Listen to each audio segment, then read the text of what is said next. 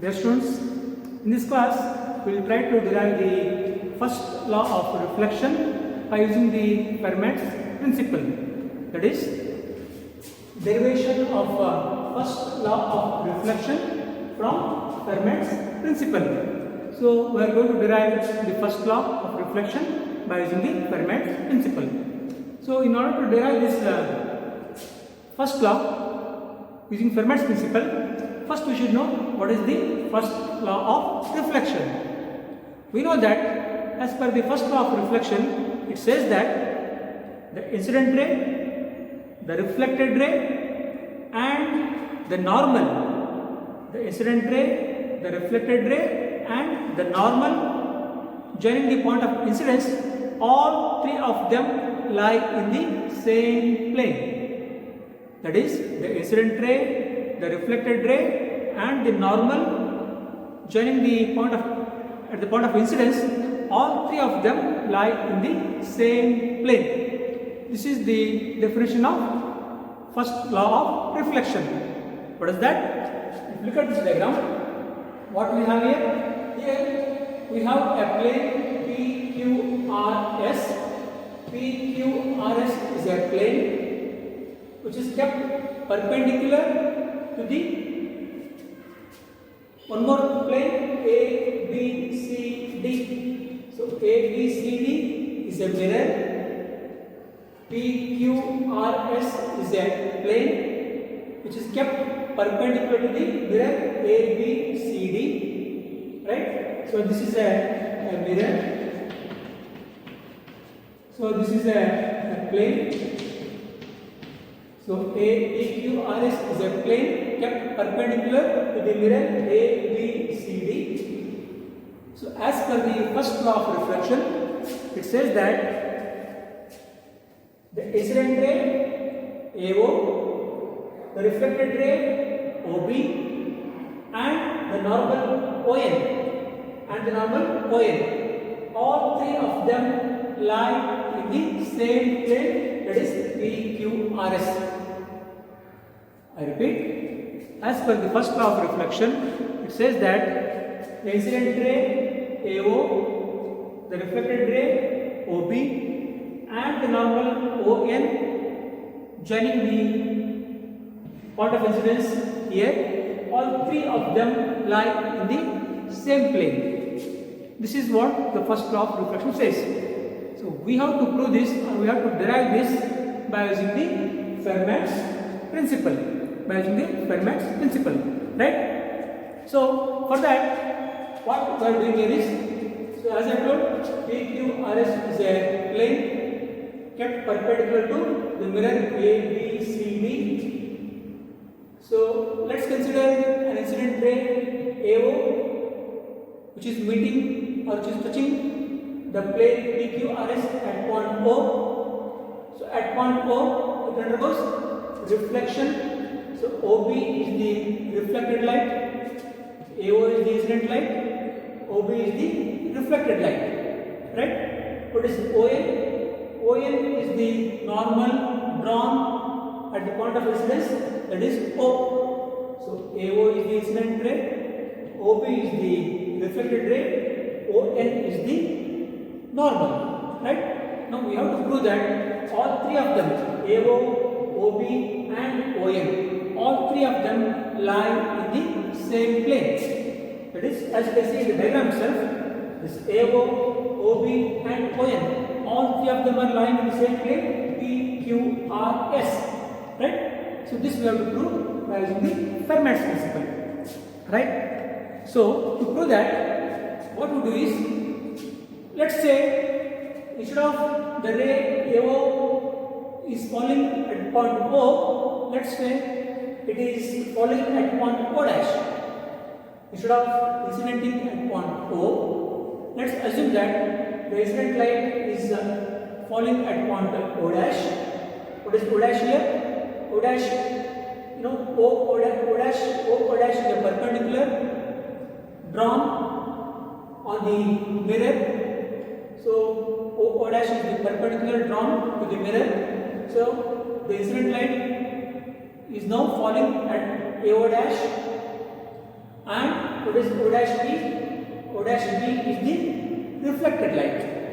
So we assume that instead of the ray incidenting at point O, let's imagine that it is incident at point O dash, which is at a particular distance from O, and in this case AO dash is going to be the incident ray, O dash B is going to be the reflected ray, and O dash N is going to be the normal. Is going to be the normal. As you can see from the diagram, the AO dash and O dash B and O dash N, all three of them are not in the same plane. They are not in the same plane, correct? Because the plane is what? PQRS is the plane, right?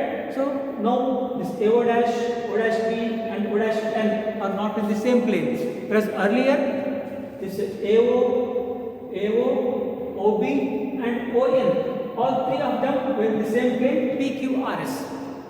Whereas now AO dash, O dash B and O dash N, they are not in the same plane, right? So what's happening here? Now, if you want to understand this, let's take the ray AO dash. If you compare AO dash with AO, we know that AO dash is greater than AO, right? This is AO, this is AO dash. Definitely AO dash is greater than AO. Similarly, O dash B is greater than OB. O dash B is greater than OB. Or in other words, you can say AO dash B is greater than AOB. AO dash B is greater than AOB, right? So if you say AO dash B is greater than AOB, what it means? The path taken by the ray of light to travel from AO dash B is more than that of the path AOB, or the time taken for the ray of light to travel from AO dash B is more than that of the time taken for the ray of light to travel from AOB. I repeat, if you say AO dash B is greater than AOB, this implies that the time taken for the ray of light to travel from AO dash B is more than that of the time taken for the ray of light to travel from AOB. If you say like this is going to be the violation of Fermat's principle. It's going to be the violation of Fermat's principle. Why? Because as per the Fermat's principle, the time taken is going to be minimum. The time taken is going to be minimum whenever the ray undergoes reflection at a particular point. Or in other words, as per the laws of reflection, whenever the light undergoes reflection at a particular point, it always takes the minimum path, or it always takes the minimum time. Whenever, as per the law of reflection, whenever light undergoes reflection at a particular point, it always follows that path which takes least path or which takes minimum time. Whereas here AO dash B is taking longer path or more time, which is going to be the violation of Fermat's principle. Why? Because let's say you have a mirror, right? Let's say you have incident light. Let's say this is the reflected light, right? Let's say this is A, this is a B, this is a C. So if you say this is a mirror, when a ray of light falls on this mirror, it undergoes reflection and reaches a point C, right? You know, it is possible that the incident light, instead of falling here, it may fall here and it may reach the point C. It may fall here and it may reach the point C, or it may fall somewhere here and may reach the point C, right? These are all the possible reflections, right? Here also it's undergoing reflection, here also it's undergoing reflection, here also reflection, here also reflection. How will you come to know that which path the ray is following to reach the point C by undergoing reflection here? Whether it is following this path or this path or this path or this path, which path? It is found that the light will always follow that path which takes the least distance or which takes the minimum time to reach the point C. If you want to understand that, if you draw a perpendicular here, if you take the image of this C, if you take the image of this C here, that is a C dash. What is C dash? C dash is the image of C. So this distance and this distance both are same. So C dash is the image of C. If you join all these points here, among this is going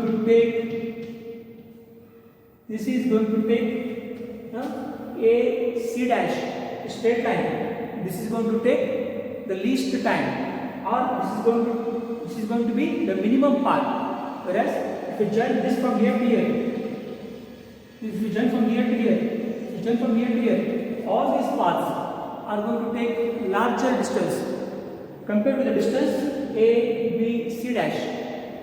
Therefore, we say the light always follows the path A, B, and it undergoes reflection from B to C.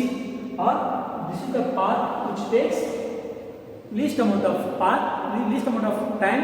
Therefore, light undergoes reflection only at point B, not at point here or here or here. From this, it is clear that whenever the ray of light undergoes reflection, it will always follow that path which takes minimum time. But what we are saying here, that AO dash B is greater than AOB. AO dash B is greater than AOB means what? It is taking more time, or it is covering a larger distance, covering larger path, which is going to be the violation of Fermat's principle. Therefore, we say that light cannot take the maximum path, or light cannot take the more time when it undergoes reflection. So the only possibility is that if this ray of light to take minimum time, or for this ray of light to travel minimum path, or to take less time, is what? The only possibility is that this O dash should coincide with O. This O dash should coincide with O. So only when O dash coincide with O, what will happen? It's going to be AOB. If this O dash coincide with O, then what will happen? This is going to be AOB. Means the incident light, the reflected light, and the normal, all three of them are going to be in the same plane. So instead of O, if we take this O dash, so this is going to take longer path, which is going to take a longer time after undergoing reflection. That is going to be the violation of Fermat's principle, because as per that we know that light always follows that path which takes lesser time or minimum distance. Therefore, the conclusion is that this O dash has to coincide with O. So once you say O dash coincides with the O, then we come to the first law of reflection, that is the incident light AO, the reflected light OB, and the normal ON, all three of them are lying in the same plane P, Q, R, S. So this is how we prove the first law of reflection with the help of what is known as Fermat's principle. I think we'll stop at this point. In the next class, we will derive the second law of reflection by using the Fermat's principle. We will derive the second law of reflection by using the Fermat's principle. So, we will stop at this point. Till then, you take care. Bye bye.